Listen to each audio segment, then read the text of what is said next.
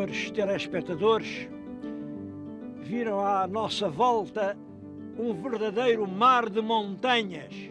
Bom, e se a Câmara conseguisse dar a volta toda, não dá porque estamos de um dos lados do cabeço, eram só montes e montes que se viam. Estamos no reino do Algarve, a poucos quilómetros das praias do Atlântico. Estamos precisamente na Serra de Monchique. O meu telespectador vê aqui atrás de mim uma vila muito branca, muito bonita. É Monchique, é a vila de Monchique.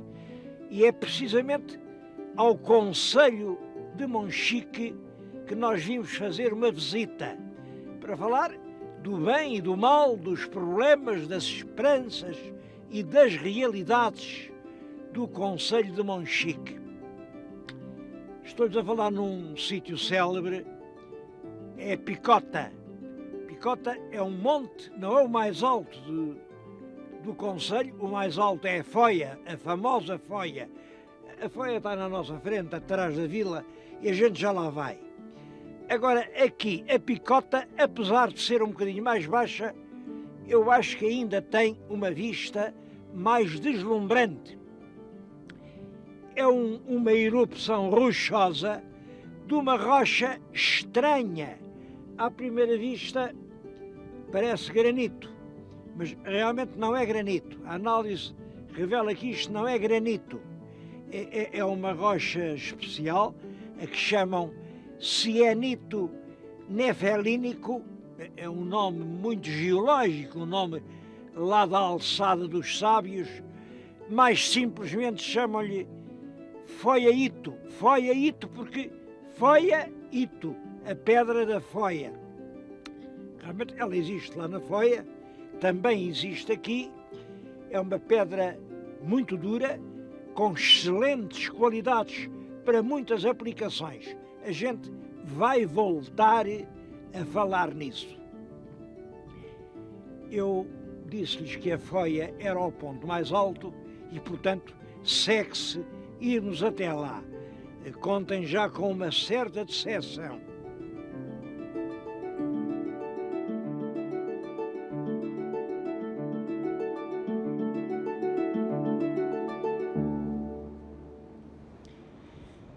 Eu preveni-os de que iam ter uma decepção. Isto é uma grade, não posso passar para o lado de lá. Antigamente havia ali um miradouro, que era o mais belo miradouro de todo o sul de Portugal. Daqui avistava-se desde o Atlântico até às planícies de Beja. Nos dias claros, até a Torre de Beja se via e até os contrafortes azuis da Serra da Rábida. Bom, hoje não se vê nada, não é só por causa do nevoeiro. Não. É que em 1940, tempo de guerra, quando nós tínhamos realmente que zelar pela nossa neutralidade, pela nossa soberania, foi preciso pôr aqui uma instalação militar. Mas isso foi em 40. Depois de 40 veio 50, 60, 70, 80, 90. Estamos no ano 2000 e a instalação continua aqui. E está aqui uma estação de radar para detectar a aproximação do inimigo.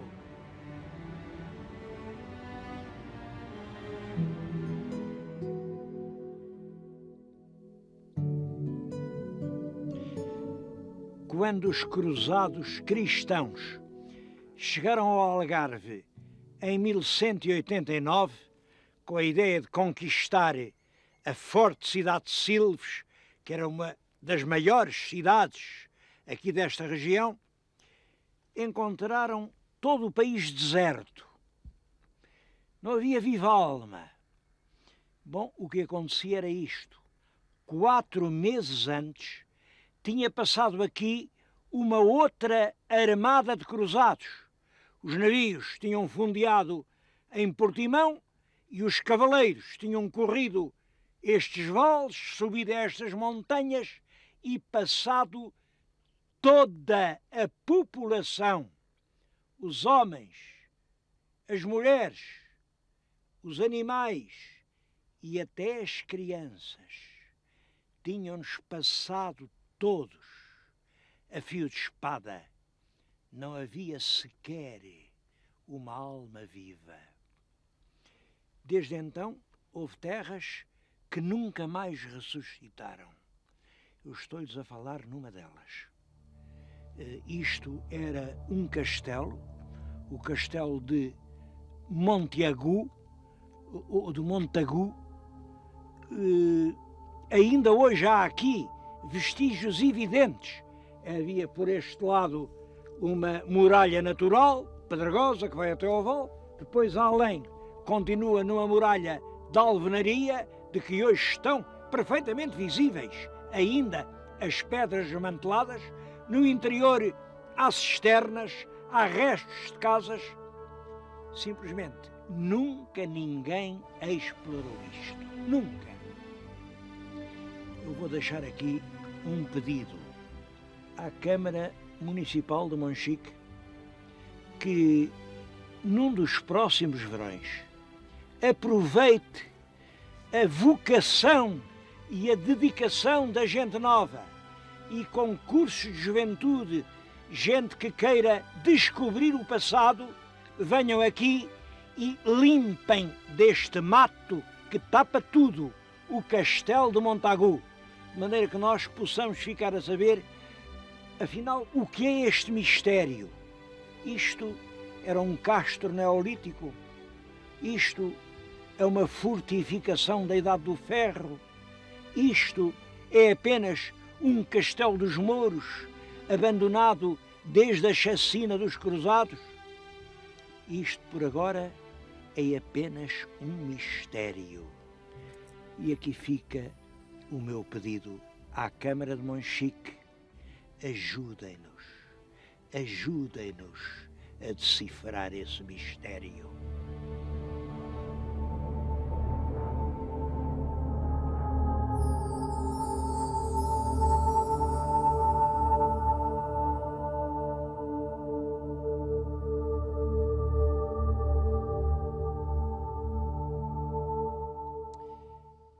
Depois da chacina dos cruzados, toda esta região mergulhou, como não podia deixar de ser, numa profunda decadência.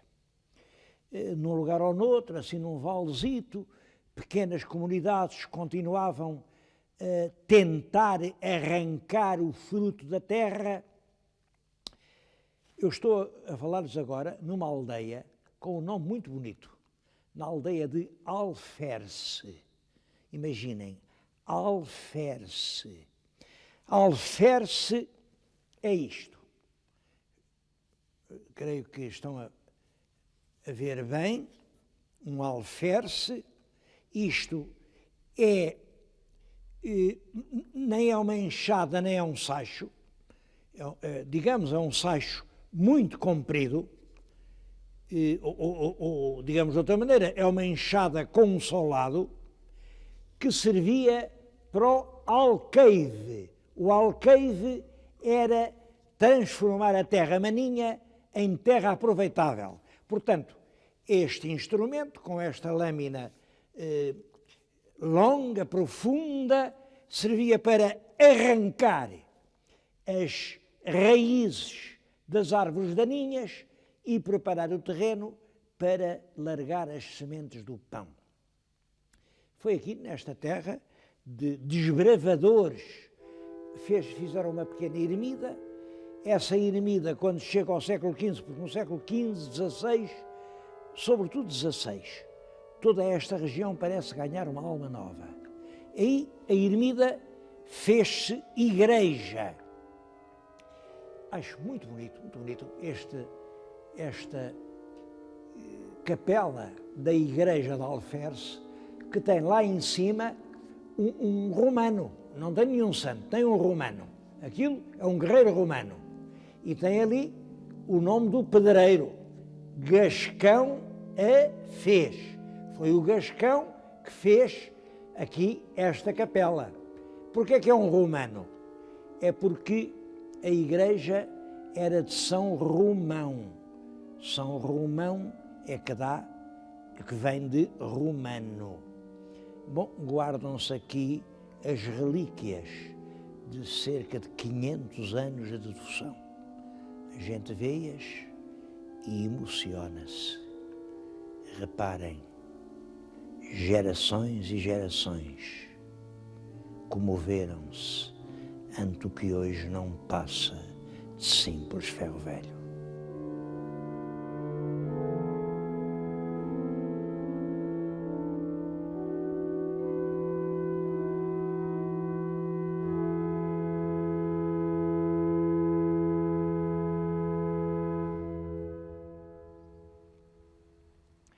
Em todo o concelho há paisagens extraordinárias e inesperadas que praticamente ninguém conhece. Nessas paisagens há muitas vezes lendas carregadas de sentido. O meu telespectador está a ver que atrás de mim há uma cavidade profunda. Isto tem centenas de metros até lá abaixo. A sombra não deixa avaliar isso, mas é um barranco enorme. É o barranco do Demo. Na Idade Média evitava-se dizer diabo, porque isto do diabo, o diabo não gosta que falem nele. O Demo, o barranco do Demo. Agora imaginem isto. Um português aqui de Monchique andava lá em Marrocos, acho que foi preso pelos piratas, andava por lá, e falava com os marroquinos. Quando lhes disse que era de Monchique, um que tinha ido expulso daqui, quando os cristãos conquistaram isto, disse: "Ai, és de Monchique, vocês não sabem a riqueza que lá está. Tu sabes um sítio que fica entre duas grandes serras, a que chamam Barranco do Demo?" Sei. Ora bem, lá no Barranco do Demo, vocês não imaginam o que lá está.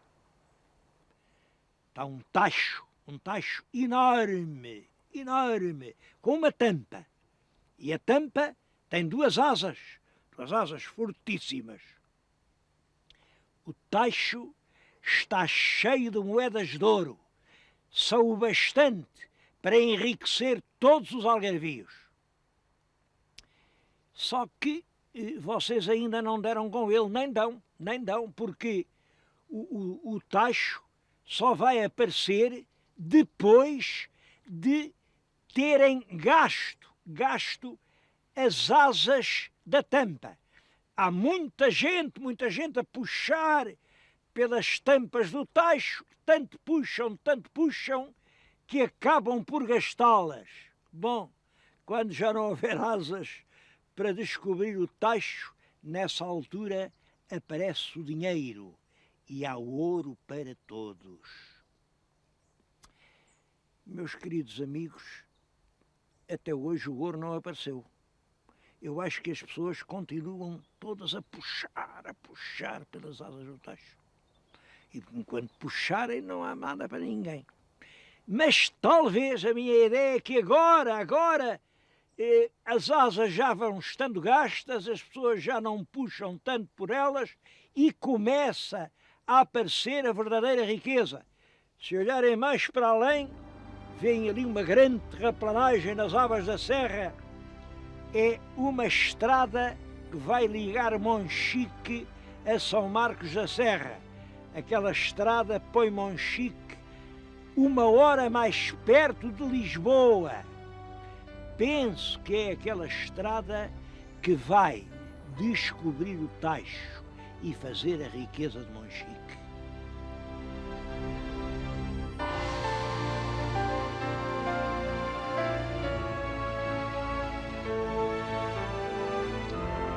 Um monumento extremamente curioso é a matriz de Monchique.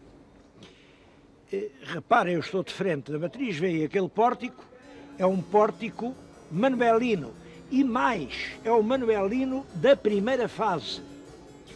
Se forem ali ao pórtico sul, igualmente manuelino, isto lembra muito as construções dos primeiros tempos de Dom Manuel. Mas isso é estranho porque, como sabem, Dom Manuel sucede ao Dom João II. O Dom João II veio morrer aqui muito perto. Dom João II veio aqui às termas de Monchique, não se deu bem e foi morrer a Alvor, porque aqui em Monchique não havia casa onde o rei se pudesse instalar. Portanto, era uma coisa insignificante, era um lugarejo. Não havia sequer um telhado para o rei viver. Ora bem, e é nesse sítio onde não há uma casa onde o rei se possa aposentar que Dom Manuel manda fazer esta igreja, que é realmente monumental, é uma igreja que comemora qualquer coisa. Bem, o que é que a igreja comemora? Como sabem, sabemos hoje que os Jerónimos foram feitos para comemorar a morte de Dom João II. O Dom João II, quando veio às Caldas de Monchique e foi morrer a Alvor, a 2 passos daqui, penso que também este monumento, também esta matriz de Monchique, é uma evocação, é um dar graças a Deus pela morte de Dom João II.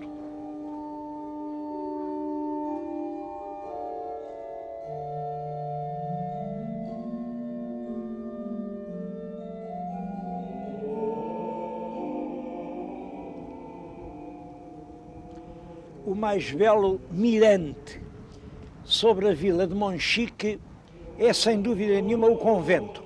Eu estou agora a falar-lhes o convento. O convento é um convento de frades da Ordem Terceira regular de São Francisco e foi fundado em 1632 por um homem que depois veio a ser vice-rei da Índia, um tal Pedro da Silva. Foi ele que era aqui do Algarve e fez aqui um convento que deve ter sido lindíssimo. Hoje está inteiramente em ruínas. É curioso que há uma lenda que eu vou contar, porque, bom, depois perceberão porque é que eu acho tanta graça à lenda.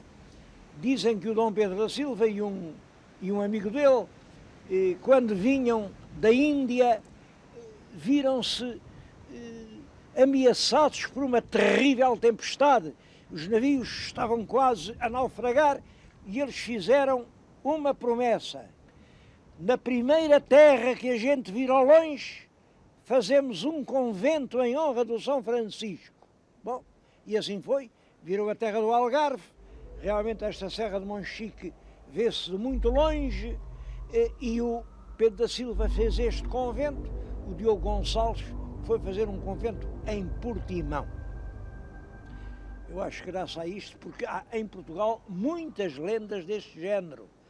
Navegantes perdidos entre as tempestades do mar e que juram que se chegarem à terra, fazem... Olhem, como sabem, eu tenho uma grande ternura pela Beira Baixa, porque sou muito ligado às donas.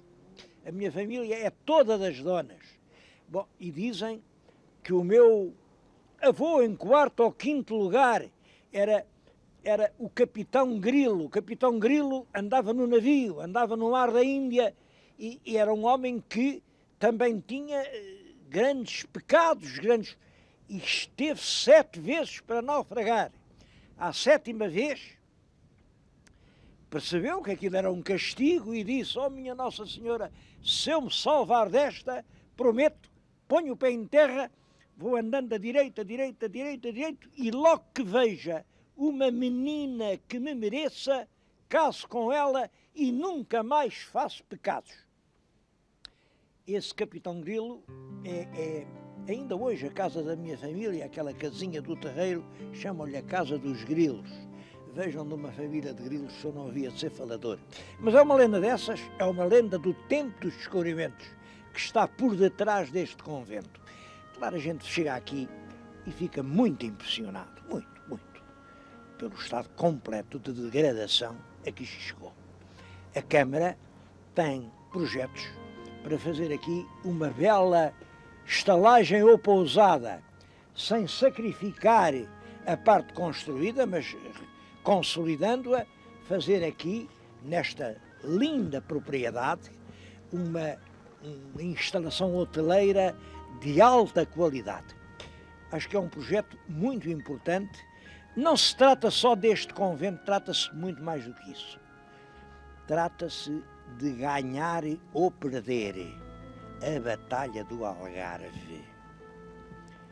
Este esforço em que o nosso país está empenhado desde há quase 50 anos, de fazer do Algarve um dos grandes centros turísticos da Europa, é um esforço que ainda não está ganho.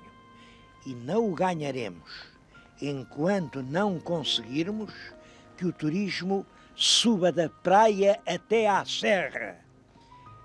O futuro é mais da serra que da praia, e restituir a Serra de Monchique ao turismo algarvio é uma das prioridades da estratégia turística dos responsáveis.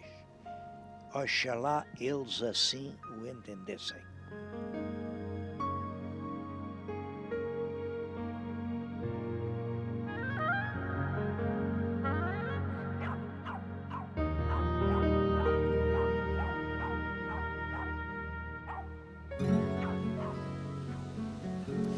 Mas eu tenho que acabar o programa e queria dizer-lhes isto. Monchique é uma das terras mais bonitas de todo o Algarve. Estas ruazinhas, estas calçadas, estas travessas, estas esquinas têm ainda uma autenticidade, uma força castiça que nos comove. Oxalá que não a estraguem. É claro, a gente pensa, bem, mas qual vai ser o futuro de Monchique? O concelho tinha aqui há 20 ou 30 anos 14 mil habitantes, agora tem, acho que é 7 mil, e eu ainda esta manhã ouvi na televisão uns prognósticos dos estudos demográficos da ONU que dizem que Portugal, no ano 2025, em vez de 10 milhões de habitantes, vai ter 5 milhões. Bom, eu por mim, e com razão ou sem ela, recuso-me a acreditar. Eu, pai de 5 filhos, acho que nós, portugueses, não vamos deixar chegar a isso, porque se daqui a 25 anos somos só 5 milhões, daqui a 50 anos não somos milhão nenhum. Isso não pode acontecer. Em todo caso, é verdade, a população está a diminuir drasticamente, sobretudo nos concelhos do interior. Bom, eu acho que Monchique é um bom exemplo. Estão a lutar contra a desertificação e lutam da única maneira possível, é introduzir indústrias. Aliás, fica aqui entre nós, o meu telespectador não vai dizer isto a ninguém, mas a minha opinião é que esta desertificação do interior só dura enquanto o governo quiser, porque as empresas vão se instalar aonde os cálculos mostrem que a produção tem menos encargos. Isto quer dizer que ocupação industrial e política fiscal estão intimamente ligadas. Quando houver um governo que disser as indústrias que forem para o interior não pagam imposto, as indústrias fogem todas do litoral e nessa altura são as cidades litorais que vão ficar desertas. Bom, mas isto é um sonho, não sei quando vai acontecer.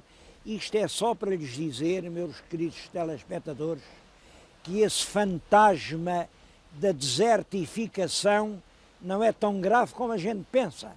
Só dura enquanto nós quisermos. Eu acho que já ouviram que o som não é puro. Bom, isto é uma fábrica de pedra. Uma fábrica que está a desmontar estas montanhas. Isto é cianite, isto está a ser exportado em grandes quantidades. Olhem, para o Japão, o Banco Central do Japão é revestido desta pedra. Para a Coreia, para a China, para a Alemanha, para a Inglaterra, para a Suécia. Agora estão a fazer em Manchester um grande anfiteatro, é todo nesta pedra. É um granito mais duro, é um granito que ninguém risca. Bom, isto ocupa aqui muitas dezenas de pessoas e dá milhões de contos de rendimento ao país. Bom, não é só a pedra. Aqui Monchique vende a pedra e vende a água de Monchique, que é das melhores águas minerais do país. E vende a madeira, ainda aqui há os velhos carpinteiros de Machado, que fazem as traves, que sustentam os tetos, e vende os enchidos. Em março fazem aqui uma feira de enchidos, os enchidos de Monchique, enchidos tradicionais, são saborosos. Bom, e há o turismo, claro, o turismo. Mas por agora, os senhores que mandam do turismo dizem que o turismo não é aqui, o turismo é lá embaixo na praia. E o resultado é exatamente esse. Monchique está a perder os habitantes porque eles vão todos para a praia. E eu acho que não é preciso ser profeta para adivinhar que num futuro próximo o destino de Monchique é o turismo. O turismo que vem da praia e procura os ares puros da montanha.